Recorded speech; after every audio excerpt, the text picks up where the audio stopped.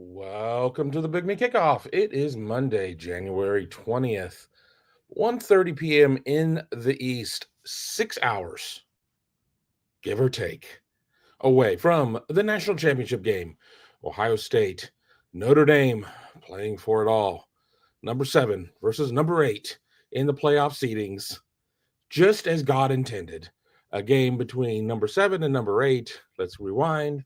10 years ago, Ohio State, as the number 4 seed of a 14 playoff, goes on and wins the whole damn thing. I am at the Media Hotel. I can see Mercedes-Benz Stadium from my room. We will go for about an hour. I know. You say that every time, Kevin, and then we go much longer. I got work to do today. So I'm going to try and keep it at an hour, break down, move over to the stadium, and then we will follow it up a little bit later with the pregame show, the actual pregame show. This is the pregame show. And Tom, Tony, myself, maybe even some help from Columbus. We are trying to figure out the best way to give you an extended run pregame show leading up to the game. 7:30, give or take. It's going to be a little later. I mean, generally, 7:41. I don't know. I haven't seen a run of show yet. As I said, I'm still here at the hotel at this point, here to talk to y'all about the game a little bit, to answer your questions. As you know, I've not prepared anything. So you guys will lead the conversation. I will try to keep up the best that I can. Super chats get you to the head of the line, as always. But if you are between a super chat and signing up for Buckeye Huddle, I highly recommend signing up for Buckeye Huddle. If you're a new member, you can get your first month for $4.99. All the team coverage, Tom, Tony, myself, recruiting coverage with Mark Givler, X's and O's with Ross Fulton, Mickey Pettit, Devin Ratcliffe, all sorts of great stuff over at BuckeyeHuddle.com. Oh, and did I mention, we generally, if Ohio State wins, we're probably going to have a good amount of post-game confetti that we will probably be sending out to some of our members. Not a member, probably not getting the confetti. So, I think you're going to see bags of confetti on eBay for $20, $25, $50, things of that nature. Why not get it for $4.99 for 1 month of Buckeye Huddle? I guarantee you sign up there, you are going to love it, and you are going to stick around. Let's get to some of the hellos and questions and things. Again, let's not belabor the point and get off on too many wild platitudes. We were getting our traditional OH from Brian, and then Tuki G with an IO. Robert Howard, happy Championship Monday to all of my fellow Ohio State diehards. Let's go Bucks. Another let's go Bucks. Billy Tuesday says, this is ours. Mika Hanna, we know she's excited. All caps. We have upper lower Mika Hanna, and then we have all caps Mika Hanna. Today seems to be all caps. Natty time, baby. Belt to blanks. Buckeyes against the world. Let's blank and go. So there you go. Brian Neff. Smith, 2 or 3 touchdowns, and interception. Sawyer, 3 sacks. Running backs, touchdown each. I think that Brian is expecting a lot of points in this game. I think the over-under is around 51 to 52.5, somewhere around there. I've not had a chance to really study the lines yet today. I was going to write a bettor's guide to this game. You can't bet in Georgia, but I'm not everybody's down here in Georgia. I just never really kind of got around to it. These trips, I'm going to be the first to admit, we don't have interviews from 9 in the morning to 9 at night. There is some time, but you're running around so fast. And I mean, this is the 4th trip, even though the first game was a home game, in the span of like a month or so. So I think we're all kind of running on determination and caffeine at this point, and I just did not get around to it.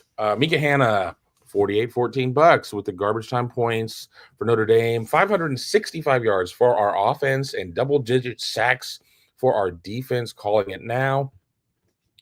Ohio State's high water mark in the college football playoff, 8 sacks against Oregon, so they kind of got close there. Notre Dame's offensive line is going to be reworked. They're down their left tackle. Their right guard is banged up. Not necessarily the greatest situation. Notre Dame is a program that does a great job on the offensive line, pretty much year in and year out. I mean, there've been some, there's some ebbs and flows that happen, but 10 days is not a ton of time to be able to get the continuity that you want. Because the thing is, too, you're not doing, first of all, you're not having 10 practices. You can't practice every single day. There are limits set by the NC2A, everything else, how much you can go. Additionally, at this point of the year, you're generally not running a bloody Tuesday type of practice. Your guys have gone through a lot. You're just trying to keep everybody as upright as possible. So you don't necessarily want to destroy these guys in practice and lose more people. Notre Dame certainly has more significant injuries over the course of the season. Ohio State had 2 very significant injuries and the losses of Josh Simmons, the loss of Seth McLaughlin, your Remington Award winner for the nation's best center. So don't let anybody really say that Notre Dame is in this alone in terms of being the only team to go through injuries. Ohio State's 2 injuries were to a very critical spot, and offensive line play is so important. So there we go. That'll go back to somebody's question about how healthy is the team. You do not have to release an availability report in the college football playoff. If Ohio State is given the chance not to do something, Ohio State's not going to do it. And as a media member, that's a little maddening. As a realist, it makes a lot of sense. Why would I want to release that kind of data? And of course, people are going to look at it and be like, well, if Ohio State doesn't want to put that information out there, if they're healthy, they may as well just put it out there. What does it have to gain? If you're not being mandated to do it, why do it? Let's just keep going down here. Robert Howard, good afternoon, Kevin. Brian Neff, hey, Kevin. Mika Hanna, hey, Kevin. Buddy, hope you're well. I think hopefully come Wednesday, the plan is the plan. I'm flying home tomorrow evening, Tuesday evening. I'll get home Tuesday night. Barring a major wave of recruiting commitments and Mark needing me to get on and help co-host Skull Session Recruiting Podcast, probably not going to see a lot of me on Wednesday. I'm going to take a day to try and get healthy. If Ohio State wins, obviously the road does not end there. The games end, but the road does not end there. There's still a lot more media coverage to be had. Again, perfect reason to sign up for BuckeyeHuddle.com, if I must say so myself. Speaking of that, let's put the crawl up there. I made that a while ago, and I keep forgetting to run it. But Wednesday, my plan is a lot of rest, maybe some chicken soup, no more beers. A lot of beer gets drank on these types of trips. Everybody generally, traditionally, after the game, there'll be some drinks had after there. I don't even know if I need a beer at this point. I'm tired. Like last night, I went to the media. Well, we started. I want to first thank the Ohio State Alumni Association Atlanta chapter for having Tom, Tony, and myself come out and speak to them. Had a great time there. I had 3 draft beers there, which really didn't have the intention of doing, but, when in Rome. So I had a couple beers there, and then we had our media party, which was a nice little function. One of those gymnasts that does all from like the silk ropes or whatever. I mean, it was cool. We watched the Buffalo Baltimore game. I had like 2 drinks there, and I came back to the media hospitality room, had water at that point. I just knew got to be sharp to cover the game. I did not need to come in with a cloudy head. Wingman Ted, hello. Billy Tuesday. Let's keep going here. Tuki G. Bucks win 347-0. Freeman leaves for Chicago after the first quarter. Not sure what the direct flights are. I would much rather have it direct than having to bounce around or whatever. Atlanta is a Delta city. Chicago is a United city. So we'll have to figure that one out if he's taken off at that point. I think 347 is a bit much. If you have a bet on the over, you're liking that prediction, though. Drowsy Dragon, the national title is within our grasp. So close. Ohio State's last appearance in the national title game, 2020 against Alabama. Very different scenario there. Trying not to repeat things I've said in previous shows. Unfortunately, facts are facts, so sometimes I'm going to repeat myself. Ohio State had a huge deck stacked against it in that one. Every conference had different COVID testing standards. The SECs basically were, are you dead? No, then you can play. The Big Tens were much more stringent. Ohio State was down a lot of personnel in that game. It didn't help that Trey Sermon got injured on the first offensive series, and that game just went south in a hurry. This game, Ohio State comes in 8.5-point favorites. Notre Dame is the team that is down more players. It's really interesting, and I mentioned this during my conversation with the fans at the Alumni Association. Here we are going into the building where the Big Ten or where the SEC championship game is played, not an SEC team in sight. So Ohio State and Notre Dame, two Northern teams set to play in Atlanta. Ain't it grand? So I'm looking forward to that. Wingman Ted. If I recall, there's an old media tradition that after the bowl game was that you got free reign to talk to whomever you wanted. Does that still exist after the national championship now? Here are the policies, and there is some truth to it. Is it what I call it tradition? No, I would just call it practices. During the regular season, we do not get an open locker room. That's just an Ohio State policy. I was actually talking with somebody with the Football Writers Association about how things may be moving forward for home playoff games because you're under a different umbrella. You're not under the school umbrella as much. There are a lot of times in the postseason where CFP will come in and override what the school does. The school can't say, we're not going to open our locker room for this. The CFP is like, oh, yes, you are. Period. That's just how it's going to be. So there will be the open locker room. I will not be part of that. I will be working on the post-game show, attempting to get the interviews from the podium up live. Be sure to join us for the post-game show. That's the perfect reason of why you need to subscribe to the channel, youtube.com/Buckeye Huddle. Hit the bell, hit the thumbs up, all of that stuff. Make sure you know when we are starting. Generally with 2-3 minutes left in the game is when we're going to go live.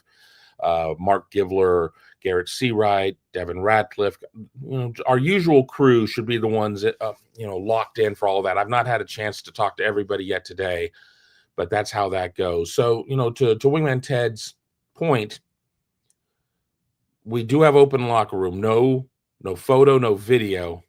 It's a locker room. It's an active locker room. There's just too much going on that you may not necessarily see something in the background that really should not be on the internet. So you can go in and do audio interviews, but there's never a point of where we can just go and start calling players blindly. Ohio State would have a fit. We can't sit there and say, okay, well, we're going to go call we're going to call 6 offensive linemen from the team to talk about X, Y, and Z. Now, on the other side of this, we had a bowl media day, and the entire team was available. And while I was handling podium interviews and things of that nature, the news of today, Tom and Tony were getting interviews with young guys. So we're going to have a lot of content through the slow period, and I don't even like calling it the slow period, just the non-games going on period to get us into spring ball. So sometimes there may be a perception that we're getting free reign to get all of these guys to talk to them, but that happens at bowl media days, and we've had 2 bowl media days. We had one at the Rose. I don't think we had one at the Cotton. I think we had one at the Rose, and we obviously had one here. So Tony did a great job. I'm sure he's probably got about 100 story ideas in the can for things to come out. So once again, once the football is done being played, the excitement, the content at Buckeye Huddle does not stop. So that, hopefully my long-winded rambling answer kind of addressed what you were saying there, Wingman Ted. Mika Hanna asking about the health of the team. Again, we don't have an availability report. When we got to go to the one CFP mandated open practice, and I use that term loosely, when we got to watch them stretch and they were kicked out before they did any practice, there were no noticeable omissions. There was nobody in a walking boot. Seth McLaughlin was the only player on a scooter, and we already knew about that one. So I don't have any reason to believe that.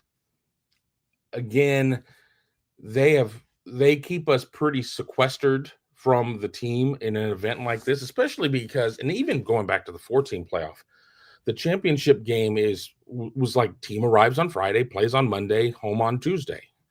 That's how it works. So there's not a lot of time for additional availabilities during the bowl season back in the day. And by back in the day, I'm only talking like 5 years.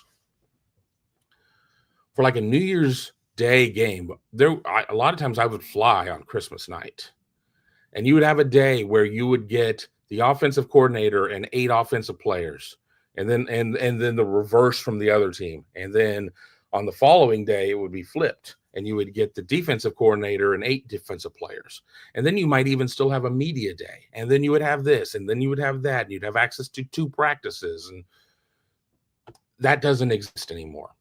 That has gone away. And I don't see it coming back because I don't see them lengthening these trips. School's in session at Ohio State. Not today. It's a federal holiday. It's Martin Luther King Jr. Day, but school's in session. So you're still having to do some online coursework, things of that nature.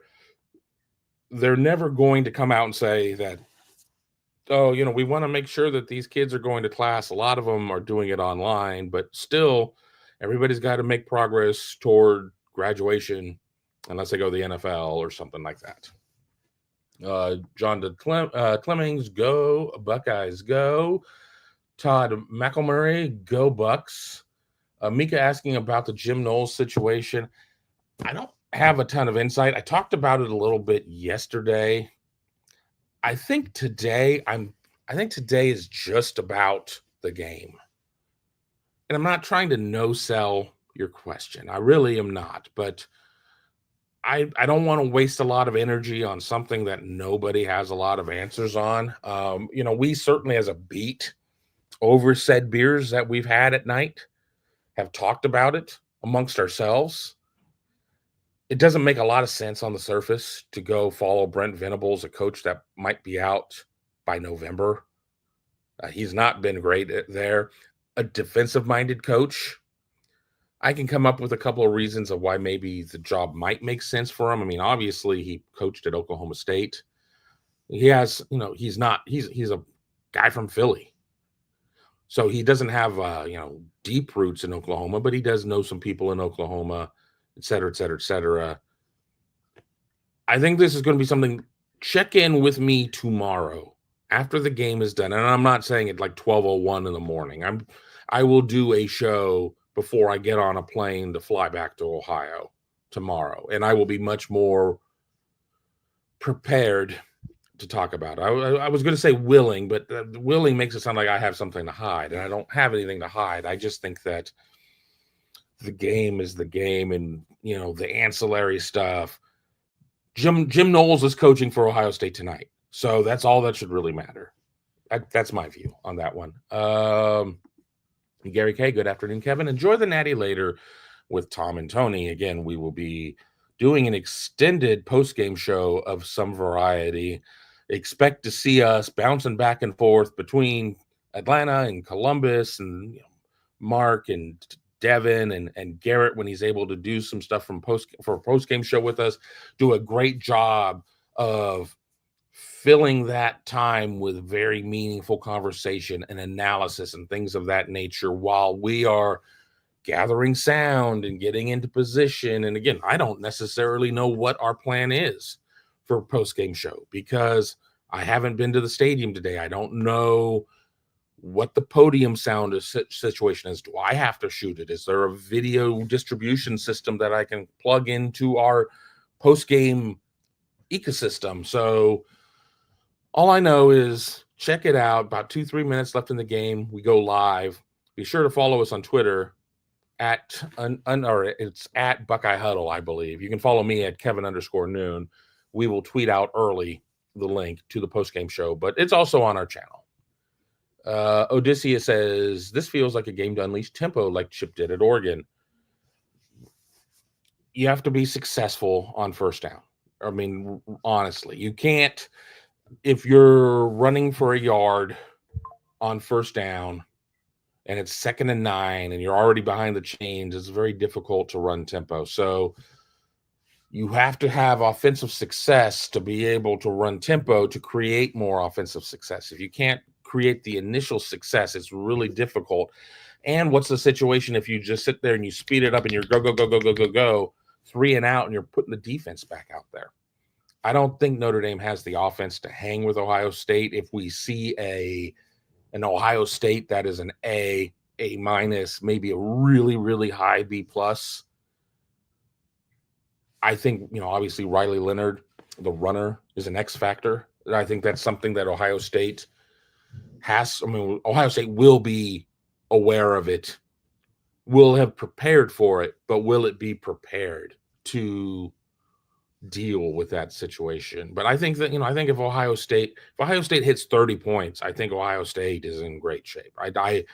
Notre Dame certainly has broken the 30-point plateau this season, but it has been a minute. It has not been during the college football playoff, let me tell you that. It's a case of the last time that they hit 30 was against USC, and that was a 49-35 shootout. But Ohio State is not Purdue or Stanford or Navy or Florida State. I mean, this is going to be a different challenge. Now, we can have all of this stuff on paper. It doesn't matter until you get onto the field and you show it. This isn't going to be a case of, well, who wants it more? If you can't get up for playing for the national championship, then maybe you should become a mathlete or something like that. I think both teams are going to be very much up. It's going to be about execution. It's going to be about momentum. If Ohio State comes out and Will Howard is sharp to start the game and Ohio State doesn't shoot itself in the foot, Will Howard was pretty sharp in the Texas game. Yes, there was the disconnect with Jeremiah Smith early on that deep pass, but he was threading the needle. And then the Trevion personal foul happened. And then, you had some, procedural calls and things of that nature, a hold. I mean, Ohio State can't get a hold in its favor to save its life. But then you get a holding call. Ohio State had several drives that stalled. And the longer that Notre Dame can keep the game scoreless or keep the game tied up at 7-all and get to the second half or something like that, then it becomes, a knuckle fight at that point because you've shortened the clock and you've let them hang around. Now, if Ohio State gets out there and it's 21-7 at half and Ohio State's getting the ball to start the second half, we all love, middle eight this, middle eight that. I mean, yes, it is a thing, but I just think it's kind of the, the phrase of the day at this point, the phrase of the year, because it's been more than a day, but it's kind of the phrase of the year. I think that we all say middle eight to sound smart, but I don't know if it's really that great.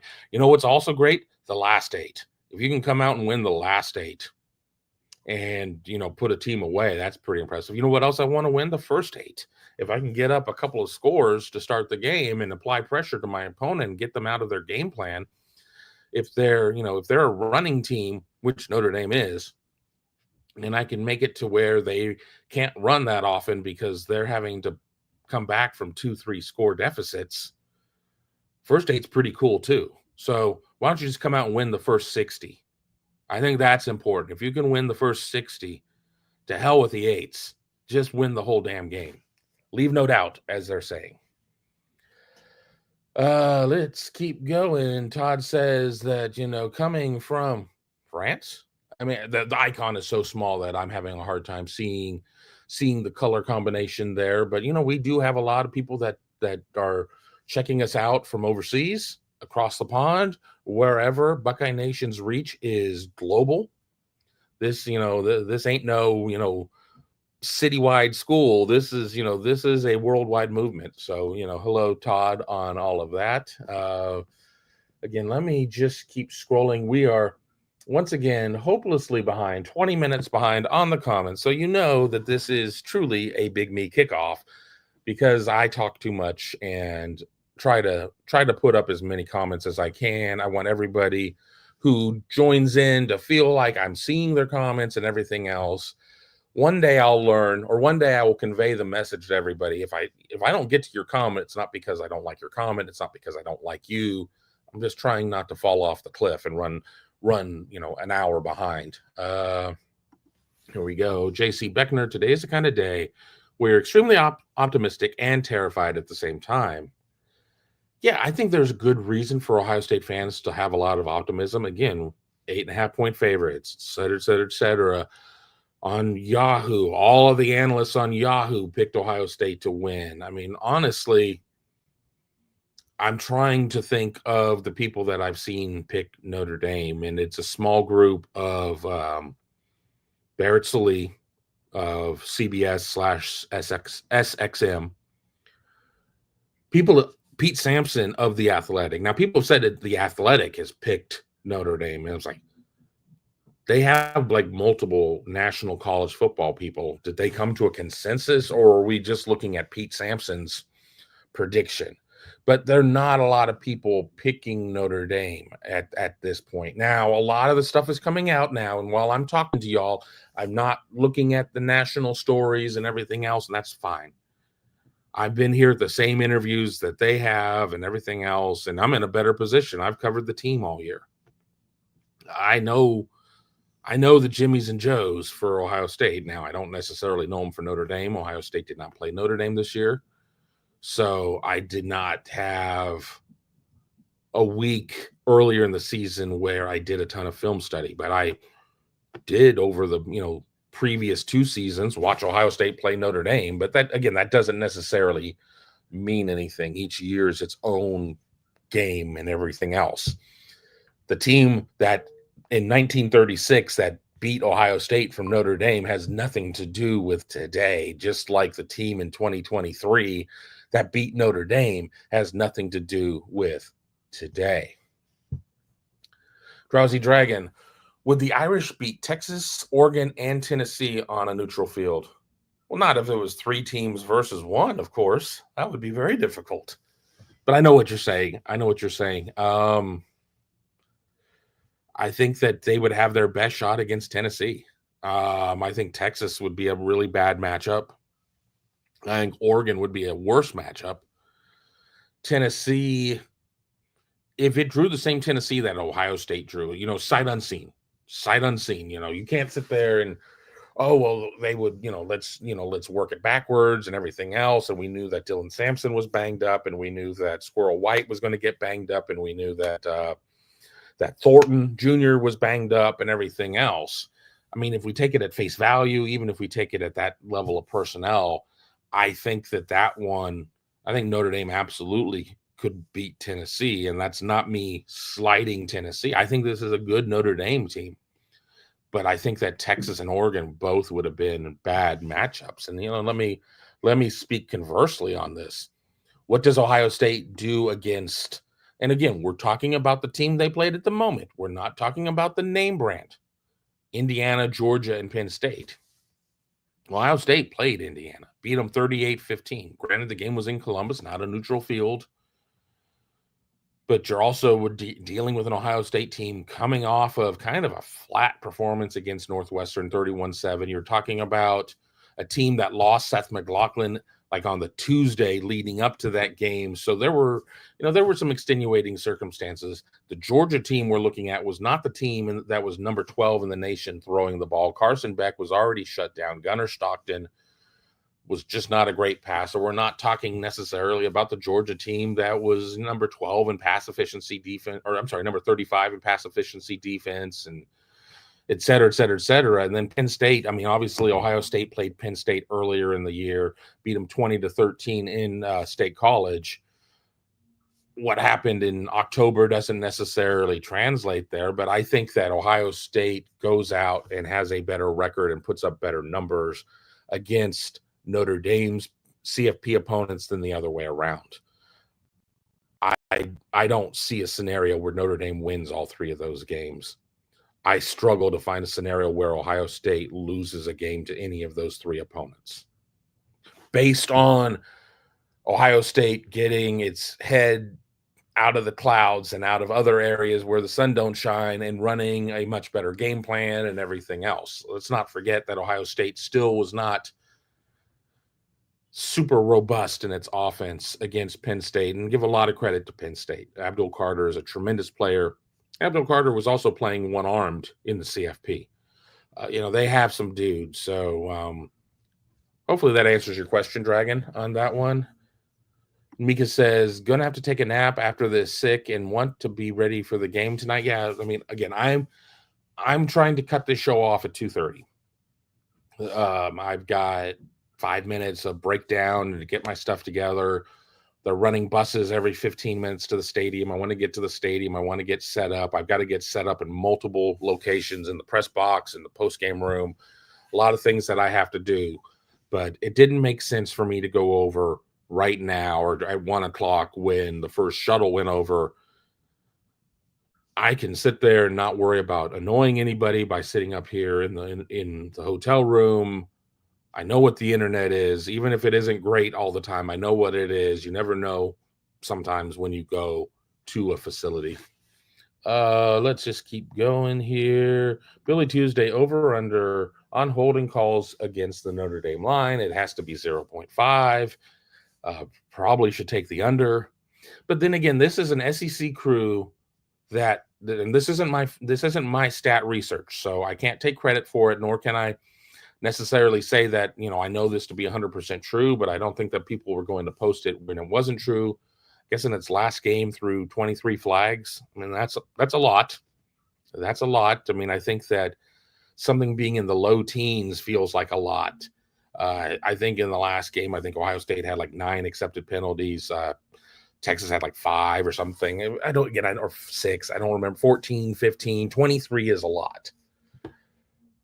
Ohio State just isn't going to get the benefit of holding calls when Jack Sawyer and JT Tuimoloau are held. I just think that you need to divorce yourself from that idea because it hasn't happened yet. And if I am one of the officials, I mean, obviously I want to call a good game. I want to call a clean game. I want to call a fair game.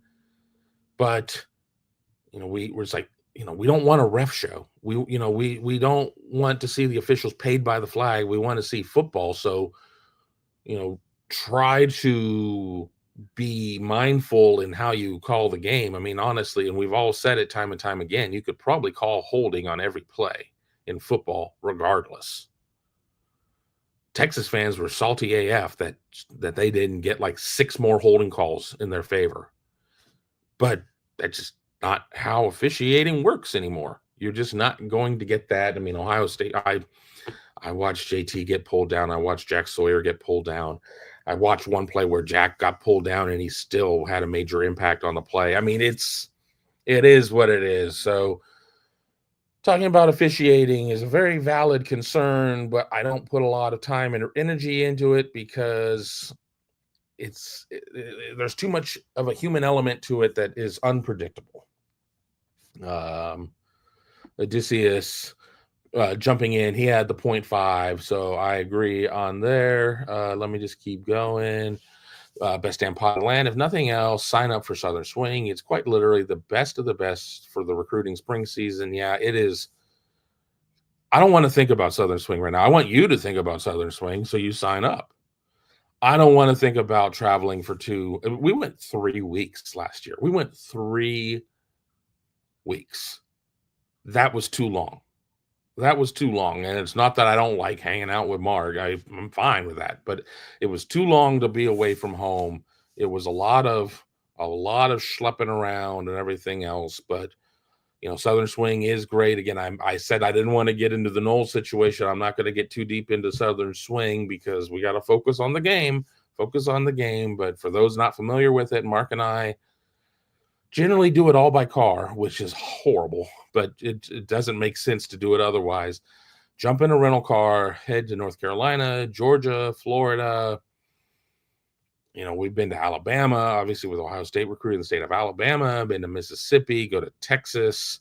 We drive around, talk to all of the major recruits, whether or not they are rising seniors or juniors or even sophomores, get, exclusive interviews. We get to take in a lot of practices. Ohio doesn't have clear-cut spring practice for football. So if we're not getting that in the home state, we're going to use the time to be on the road to get all of that. And again, we put a lot of it behind the paywall, or should put more of it behind the paywall, but that's not my decision because it's something that is, not saying other people don't go out on the road, but I guarantee you nobody goes out on the road for the length that we do. And it's a member exclusive at Buckeye Huddle. So check it out for $4.99 for your first month. We got Gary K. You guys deserve the break. Great coverage all season from the Huddle crew. Thank you. Again, Wednesday will be the day of rest. Now, this is how tomorrow goes. And people will be like, don't, it's like releasing championship gear before the team wins. Don't you dare do that. I'm just telling you what tomorrow is. And I'm going to pull it up on my handy dandy media app because I don't even know the time off the top of my head because I refuse to get too far over my skis on this. So I'm filibustering as I'm waiting to get the thing open. Okay. Whoever wins the game tomorrow on the 21st, 9 a.m., we'll have a news conference from, here at the Media Hotel. So Ohio State wins, 9 a.m. Eastern, we're going to be down there providing you with that press conference. I remember covering the 1 in 14. It's, there's a lot of happiness. Urban Meyer at that point says, now we're, you'll live forever at this point, and the mission was accomplished. The chase or whatever it was that year. I mean, Imagine Dragons and all of that crap that was going on for that one. The chase is complete. So that one would be important. Tom and Tony drove down here probably after doing some sort of post-interview content. They would hit the road. I fly out in the evening. Once again, there was a plan there. It wasn't I don't want to sit in a car with these two clowns for 8 hours. That wasn't necessarily the plan. No, I didn't want to sit in a car for 8 hours. If we're being honest, my back is like, no, sir, you're not going to get that done. But additionally, that allows me to be able to continue working with relatively stable internet, whether it's at the hotel with a little bit of a late checkout or at the airport while they are driving. So if NFL decisions come out, if portal decisions come out, because players for Notre Dame and Ohio State will get, a couple more day extension to make their announcements because of playing all the way up until this point. It puts me in a position to do that. Let me just keep going through here. Drew says, turn it up one more time, Kevin. I'm doing the best I can. Darren Rupert says, all the people on social media saying Ohio State in a blowout. No way. It's going to be a close-fought game.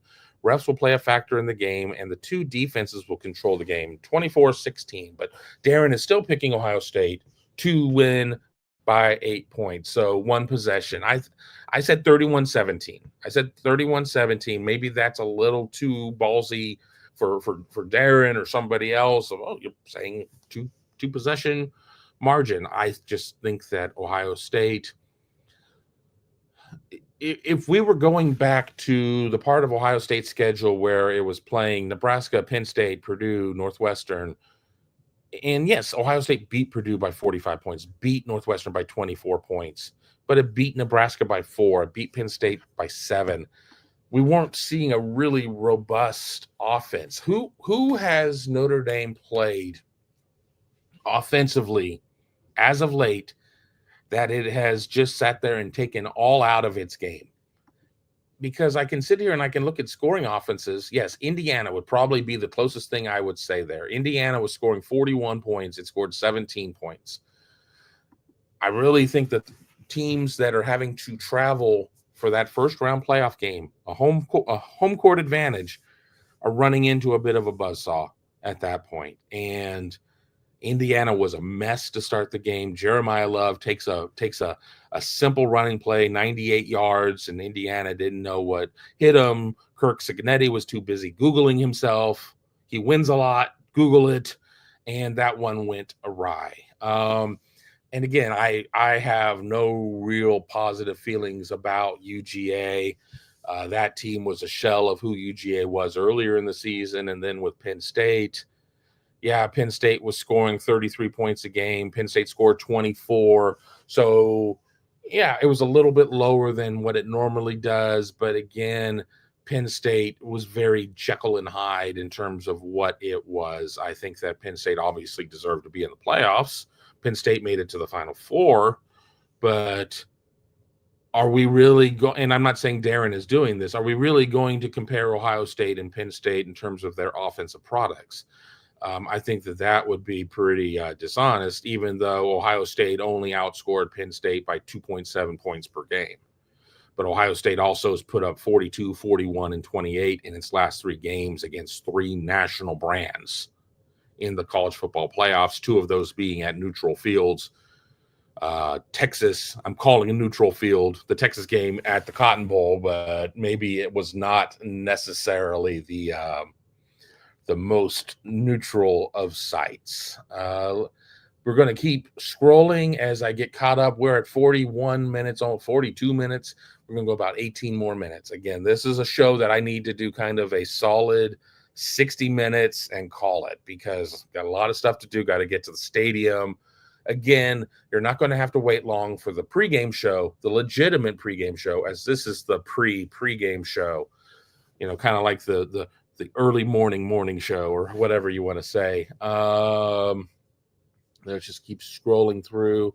Again, I'm going to miss a lot of questions, but we have fallen woefully behind. And once again, it just is a case of me wanting to acknowledge as many people as I can of our regulars and even our new people, but I can really get lost in the mire here. I'm sitting here at a question that came in at 2:02, so I'm only 11 minutes behind here from David Greenshield. Kevin, do you think OSU should take the ball first? No, I think that, if Ohio State didn't have a solid defense, then maybe you have a concern we absolutely have to get up 7-0. Ohio State is not trailed in the playoffs. It's been tied. Obviously it starts at 0-0. Ohio State isn't returning any kickoffs for touchdowns. But I think that having the ball to start the second half is more important. Again, back to my middle 8, first 8, last 8, whatever. Just win the 60-minute battle. I think that's what's most important. There certainly is some juice of being able to come out and get up 7-0. Once again, if you can do it. Ohio State's been pretty good in starts in the last 3 games. If you can do it to get up 7-0 is great. But I would rather have the ball first to start the second half for this reason. Yeah, you've had 10 days to sit there and put together your first offensive series in terms of scripting it out and everything else. I would rather be able to have halftime after having real experience of going against this team to maybe craft that first series against them coming out of the locker room. So I would rather have a case of where Ohio State has that opportunity with the ball. And while Ohio State isn't going to run a 30-minute offense and not allow Notre Dame to get the ball again, you put some more time in there. You put some more doubt. You let doubt creep into minds and everything else. I just think that's important. David Greenshield says 27-13. Drowsy Dragon says Day always defers. And again, I just think that that's important for me. John Dowd, is Ohio State in scarlet or white tonight? They're wearing their whites with their heritage gray stripes, the gray stripes that fans love. So I think that it's going to look pretty sharp out there. Fans also, other members have jumped in to say that it's going to be white. Let's just kind of keep scrolling on here. Mika Hanna, love to all my Buckeye family for everything. Kevin, love you, buddy. Love you too, Mika. Glad that you're here as a big contributor here, and that you're a big contributor over at BuckeyeHuddle.com. Again, preach to everybody how great it is. And again, I know we get hundreds of people who watch the shows. It depends on the show and the time. If it's 100 to 600 to 1,500 that we get here, the best way that you can thank us is by signing up for Buckeye Huddle, $4.99 for your first month. I know we're at the end of the run of the season, but it doesn't mean it's the end of the season for excitement and everything else. There's so much going on. Check us out, BuckeyeHuddle.com. If Ohio State wins, I promise there's a lot more stuff to do at that point. We have No Longer the Man, 3114, Robert Howard. I cannot say thank you enough to you gentlemen for the incredibly tireless work that you have put in this season. It's been A++ works. Thank you, Robert. Again, it's our job, but it's also a passion project. I mean, it would be a lot easier to kind of mail it in a little bit.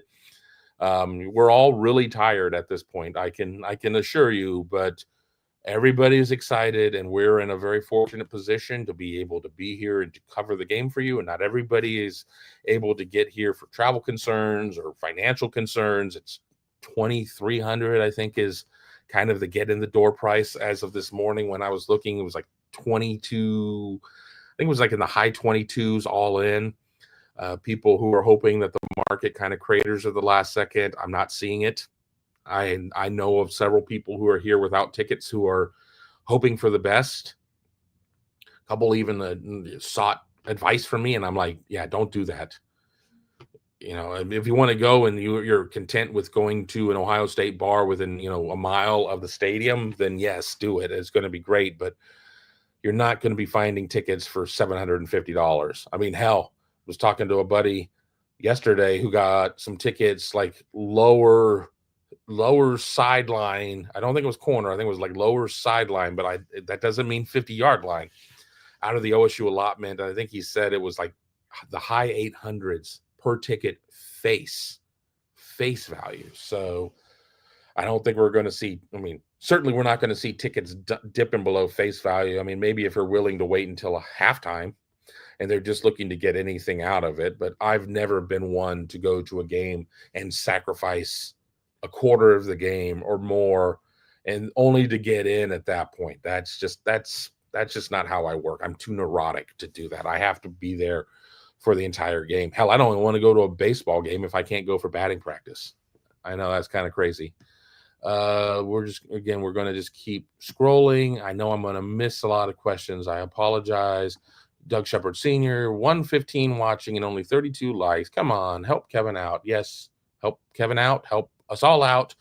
I've got 315 listed, but that also is a case of we've got 190 on Twitter, we've got 119 on YouTube, and we've got 6 on Facebook. But we have 9 thumbs up. We have 5 on Facebook, and we have 9 thumbs up. So the Facebook people are representing.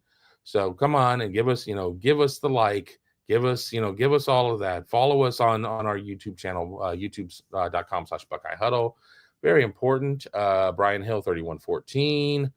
Drowsy Dragon, 24-6. Mark Fetters, 27-10. And we are almost caught up, so I can start punching a couple more in as we're here in our final 11 minutes. Again, 1-hour show, off to the stadium. Pre-game show, 3:30, maybe? I don't know. We're just going to have to kind of keep an eye out on it. You're going to have to keep an eye out on our Twitter accounts. Again, those who have hit the bell, you should get alerted, but it doesn't always work. And that's not a Buckeye Huddle issue. That is a YouTube issue. I wish that it was 100% on there. I think we would have a lot better appointment viewing if that were the case. Apparently, Steve Buckholtz said that I missed a post of his, but I need to show Steve Buckholtz what my panel looks like here. If I miss something, oh, there it is. It's hard to find it. If I scan by it, I can't read to begin with because I'm going blind in my old age. But here it is. If the OSUD looks half as good as your beard, Indy doesn't stand a chance. The 31, Domer 17, go Bucks. I need to get some beard oil or something. If I'm doing this, I need to do it right. Right now it's just a mess, but it's superstition. It's superstition. I grew it, and just like, well, I don't want to change up anything significantly at this point. So that's where we're at. Am I going to shave it tomorrow? Absolutely not. The last thing in the world I want to try and do is shave a beard like at a hotel with, just like one razor. That sounds awful. But we'll see what I do with the beard. We'll see what I do with the beard. Wingman Ted 3410, Ohio State. Robert Howard, YouTube kind of sucks at that, which of course I'm talking about the alerts. So just gonna have to keep an eye. We're gonna have coverage. We're gonna have a lot more coverage than we're not gonna have coverage over the next 14 hours or something like that. No, we're not gonna go to 4 in the morning. Well, I'm not gonna go to 4 in the morning. I'm sure would still probably have 1,500 viewers at 4 in the morning. We're gonna, it's gonna be a lengthy post game show, win or lose. There's no draw, there's no tie, there are no ties, but it's gonna be a hell of a post game show. Todd saying, "Have an epic game, Kevin." Cheers, absolutely. Again, I'm slowing down on the drinking after this trip. It has been a lot. Really cut down a lot of drinking for a while, and then the last couple weeks with all of this and clothes are fitting a little tighter. I gotta cut that crap off. I just really have to do that. I see one from No Longer the Man. I will get to that kind of as a wrap up here. So let me star that, and I will get to that here at the end. Mike Ferguson says I should shave my beard over Tony's pillow tonight. Hell, I'm going to shave it over Tony as he's snoring. Not going to lie. I think everybody in this room snores to a certain extent. I know I snore. I have to get up to the room earlier is really what it comes down to, because I get up to the room a little bit later. Everybody's asleep, and I can't sleep with my headphones on to drown out, the snoring and everything else. So I was up till like 5 in the morning. I couldn't sleep because of everything. But here in a couple nights, I will be home and I will be able to complain about not sleeping in a quiet house as opposed to a loud room. Kenneth says you probably shouldn't change anything at the moment. Otherwise, there might be some judgment. Yeah, see? I always joke, and anybody who's been a longtime viewer knows that I've said this joke multiple times. Nothing is more arrogant than superstition. The fact that little old me can impact major world events means that I think a lot of myself. So there you go with that. Buck Todd says use some tea tree oil shampoo. It helps with open the hair follicles and promote hair growth. I need to do something with that. I do have like some tea tree lotion that they gave me for like the top of my head, but I don't use that either. So I'll have to figure that out. Doug Shepard says the secret to sleeping with snores is falling asleep first. 6-8 months ago, I just kind of stopped sleeping. A lot going on that has made it difficult. So I just can't get to sleep first. No Longer the Man. Kev, what are your 3 biggest keys to the game? Mine are Notre Dame running the ball effectively, Ohio State turnovers, and can Notre Dame DBs cover wide receivers in man coverage? I think you gave a really good list. You coming for my job? I need this job, so please don't take my job from me. I don't know how to do anything else. The Notre Dame running is very important. Jeremiah Love, is he nobody's 100%. We love to use the term, oh, he's 100%.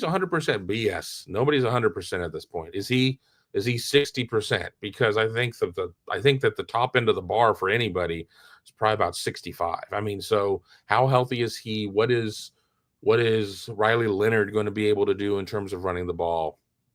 Ohio State turnovers, obviously an issue, and really that comes down to Will Howard and some of his decision making. Ohio State has not been victim otherwise in terms of other ways of potentially losing the ball. Again, I'm trying not to speak too much on negative things, trying not to put things into the ether. But yes, can Will Howard play a clean game, make all the right decisions there? And then, what happens with Notre Dame DBs trying to cover OSU receivers and man coverage?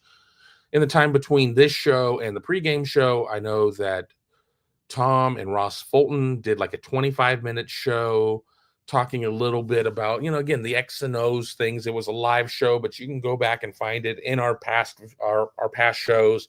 I think that's a perfect bridge to kind of move you from this show to the next show to check all of that out. But I could probably come up with 3, 5, 7 more keys to the game. No longer the man, but you already kind of hit the nail right on the head. So I don't really feel the necessity to overcomplicate it. You're right.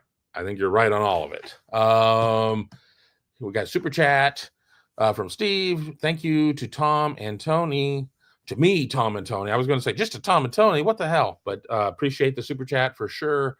A lot of hard work, but we're getting through it. So very exciting here on the channel, and of course at Buckeye Huddle. Check us out there. I feel like the biggest salesperson there, but it is really, if I didn't believe in the product, I wouldn't talk about it as much. And it's my job. It's my job, and that's the best way to support us is to be a member over at BuckeyeHuddle.com. $4.99 for your first month. Okay, we're at 56 minutes, just about, so 4 minutes. So we're in the big close right here. We'll try and get through a couple of things right here. Has Notre Dame not committed turnovers? No. You can certainly see times where Riley Leonard has thrown some interceptions. He threw 2 against SC, 1 against Indy. I'm sorry, I'm looking at the wrong side. Team pass. All right, he threw 2 against Penn State, 1 against Indiana, 1 against SC. He threw 2 against Northern Illinois. Again, they're their only loss of the season. I don't know what their fumble numbers are, but they can cough it up a little bit. Clever Dowd. Enjoy every single moment today, Buckeye fans. Go Buckeyes. Yeah, you don't know when they're going to be back. I mean, we can sit there and pencil Ohio State in the playoffs pretty much every year, but there is getting into the field and getting all the way to the end and winning and lifting the big trophy at that point.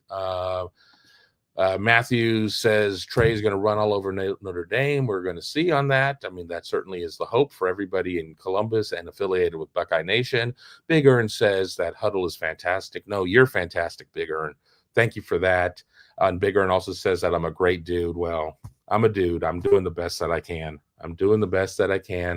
Let me see what else is here. We're into the final 2.5 minutes here on the big finish right now. It's just me, Tim. If Ohio State loses, I'm going to unsub and never watch your channel again. That's not funny. Don't hurt my feelings. I didn't tell anybody to make any bets. I like Ohio State to win, though. Dom says, anyone nervous that Notre Dame has looked average as good as us? Wait, is anyone nervous that Notre Dame has looked on average as good as us this season against common opponents? What does playing Penn State, them playing Penn State in the playoffs and Ohio State playing Penn State in October, and I think Purdue was also there. The transitive property really has no place in football prognostication or anything else. I mean, Purdue was just so terrible. Yes, Notre Dame beat them 66-7. Ohio State beat them 45-0. Ohio State probably could have beat them 72-0, 75-0. You're not going to get anything there. I think maybe you get a little bit more from Penn State. Who looked better against Penn State? I think Ohio State looked better against Penn State. So, again, the transitive property really doesn't mean anything in my opinion. So no, I don't have any concerns. Alan Brown, should I be concerned with who Stymie is betting on tonight?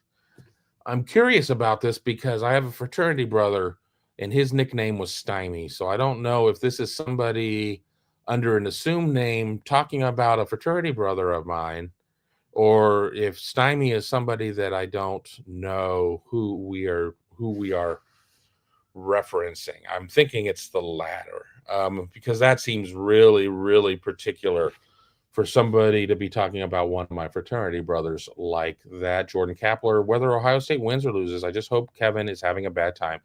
It's 2025. It is not the year to give me grief. It is one of the other clowns. It's not me.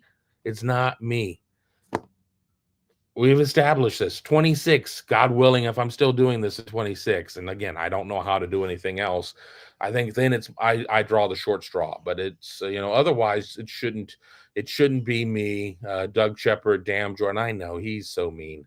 I mean, I would start crying, but that's the only way I would look any worse if I started crying on the air.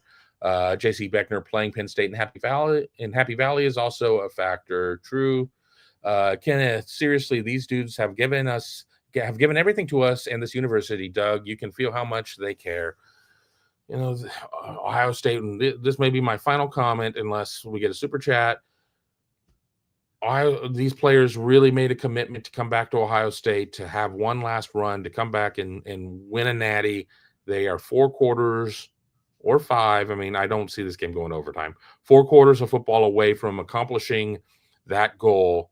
I think that this team, you know, even though at the end of November everybody was ready to run them all out of town, I think that there is going to be a lot of fond memories of this team and everything that happened. And it's funny how things work out. All right. We are just under an hour and a minute, so we're going to call it a show. I want to thank everybody for watching us. I want you to keep it locked in here on youtube.com/Buckeye Huddle, because we will have a lot more coverage as the day goes on. Tom and Tony in the actual pregame show, about an hour, give or take. I probably will be at the stadium in the next 40 minutes. We'll kind of huddle up, get it, and figure out what we're going to do there. And then again, the postgame show, about 2-3 minutes left in the game, is about when we make it live. All sorts of coverage there.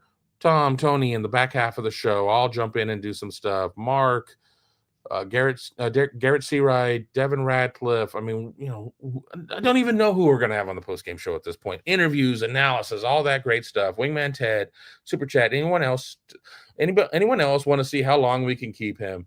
Well, it's gonna take more than that to keep me. I really do need to get to go, and I did kind of pack my backpack prior to this. I just have to make sure I bring my computer charger, or I'm going to be screwed. It's going to be a short night, but it's going to be a long night for everybody. Hopefully a successful night. Hopefully a happy night. I'm looking forward to talking to everybody as the evening goes on. Enjoy the rest of the day. I know the wait is painful. I know it's excruciating. It's all going to be good. Coming up here soon. Ohio State, Notre Dame, kicking off in a little bit more than 5 hours if you're watching us live.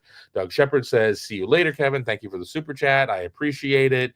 I see these things coming in, so I'm I shouldn't be speeding off to prohibit super chats from coming in. That seems counterproductive, but I do need to get going. So until then, have a great day and talk to you later today.